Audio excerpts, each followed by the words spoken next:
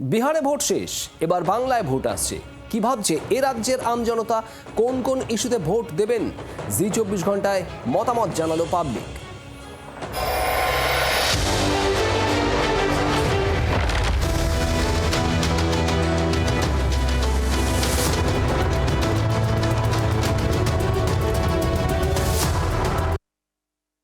সরকার যা কাজ করেছেন পশ্চিমবাংলার জন্য, গৌতম দা আমাদের এই যা উত্তর হাওড়ার জন্য যা কাজ করেছেন, আগামী দিন উনি থাকবেন, আরও বেশি ভোটে উনি জিতবেন। উন্নয়নের নামে কিচ্ছু হয়নি, শুধু উন্নয়নের নামে এখানে লুটপাট ছাড়া আর কিচ্ছু হয়নি। এখানে বাংলার লোক দিদিকেই চায়, আর কাউকে পছন্দ করে না।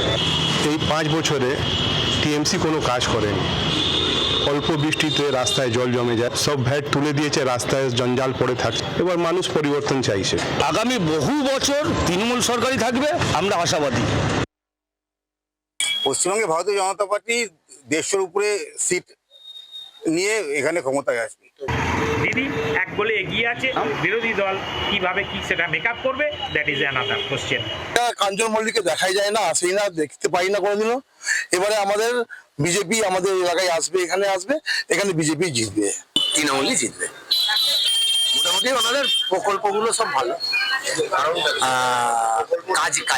কাজের ব্যাপার আছে। বাংলার আওয়াজ, বাঙালির আবেগ, জি 24 ঘন্টা।